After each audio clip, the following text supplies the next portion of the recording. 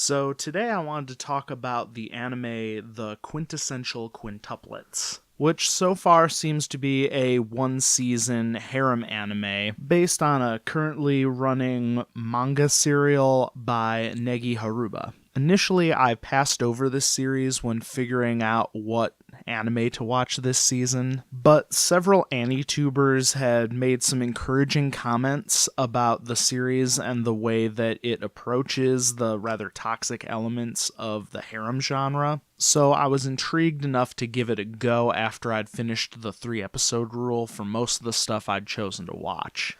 And upon viewing the very first episode, I was able to conclude that this series was simultaneously not as progressive as it was being touted, while also being a lot more endearing than anyone was talking about. So, general premise of the show is that our harem boy is relatively poor, his mom's dead, his dad's useless, he's very good at school, and he has a little sister. One day, while he is calculating what the single cheapest lunch option at his school is, one of his classmates approaches him with the proposition of tutoring her and her sisters. Upon taking the job, he finds out that they are fantastically wealthy quintuplets who are very good at impersonating one another. The girls pretty much follow cookie-cutter harem tropes. You've got your tsundere, you've got your sadoderi/ojo, you've got the cool one who acts a bit older than her age, you've got the Genki sports girl, and the quiet, shy one. The gang's all here.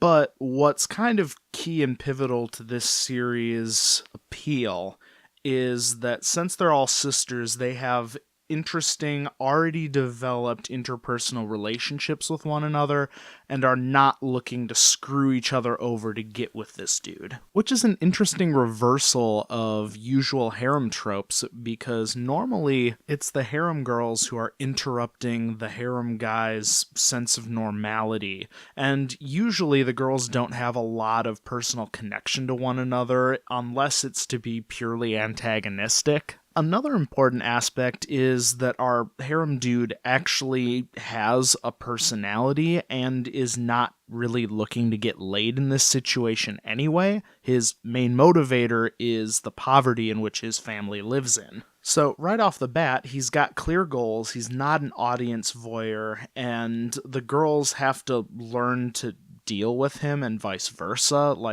Any sort of dynamic or relationship or interest in one another is something that has to grow organically, because that's not why anyone is here. We need to get through high school, damn it! And for a series that is centered around academics, they don't linger around the classroom very much here. I actually don't think any of the characters really share a homeroom either. It's just a lot of after-school studying and hitting the library, which, again, another kind of refreshing element here. It's a high school anime without the high school. But let's talk about some of the problems here, because this is harem anime, which is inherently problematic. A lot of the typical harem bullshit happens, and really the only thing that keeps it from being totally tasteless is the fact that the characters react to it in ways that are a bit more sensible and nuanced. The ever-familiar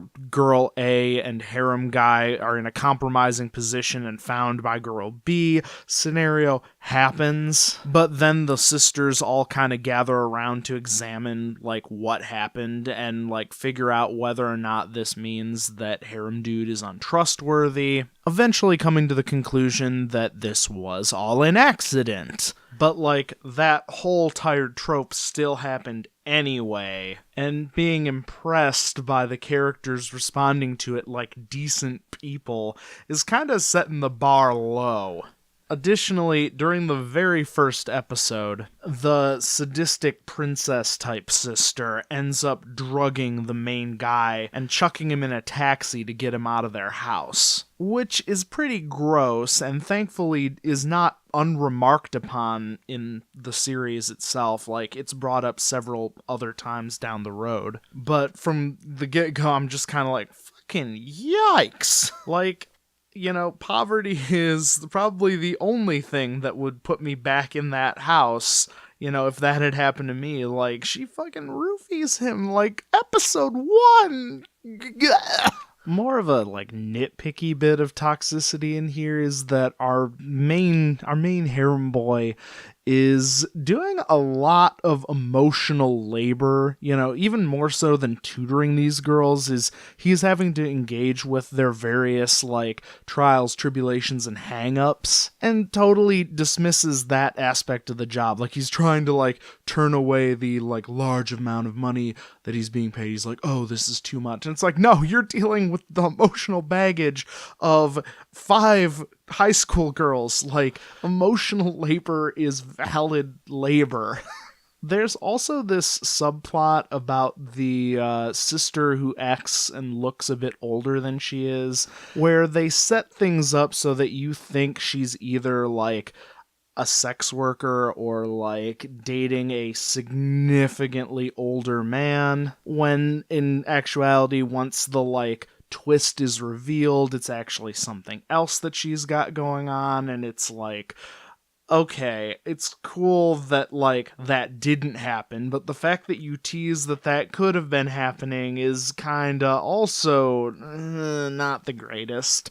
Now, so far I've been able to talk about this series without getting too deep into spoilers, because harem animes tend to rely on certain tropes and beats, and you know that they're coming in one way or another. But Quintessential Quintuplets does have a couple of twists along the ways, a couple of reveals that I'll get into now, so if you want to skip that sort of thing, it's probably best to end this here, because I need to talk about the ending of this series. Like, most of the series rolls on as this pretty slow and steady progression, where every episode or couple of episodes, the main guy will go and have to focus in on usually a different girl or maybe a pair of them, and find out something about them or establish some sort of rapport with them. And leading into the last 3 episodes, you have a pretty good idea of where his relationship is with these 5 girls. Who's interested, who's not interested, who's he wary of, like, all of that, what's going on. And so we go into this school field trip where the girls and our harem dude are sharing a room for the school field trip, and through a series of hijinks that I'm not going to recount here, one of the girls, who's, like, pretty established to be off the menu, is revealed to actually have some, like, stake in the game here, and is actually really emotional about it, and kind of confused about her own feelings. It's kind of a cool reveal, kind of comes out of nowhere, and you're like, okay, this is gonna, like, progress into something more interesting, because the whole rest of this series has been really good at this, like, slow burn exploration. And so that continues over the course of this field trip, and is, like, really surprising, but at the last second, you realize that it's actually one of the other girls who was also kind of off the menu, the tsundere sister, who's actually been masquerading as the other one because of plot contrivances. And the thing that kind of, like, bums me out in this is that the one who it's revealed to be is actually, like, less of an engaging reveal, because the sister who she was pretending to be is the, like, one who acts a bit older, who's kind of aloof, a little distant, and so, like, it made more sense for that character to, like, maybe have been ignoring things or not really, like, realized what was going on, because she's not really, like, engaged with our harem dude in that way. But no, it's the tsundere, because this is trash. So you've last second shoehorned the fucking tsundere to be in the fucking game, and I'm not happy about it. Because, like, we've had the whole, like, 12 episodes to really develop his, like, rapport and relationship with the, like, quiet sister who's, like, trying to come out of her shell. And that's been, like, really cool, and again, really slow burn. And then just, like, yeet, here's the tsundere, because we have to, we're contractually obligated to shove this fucking tsundere in here. Gah!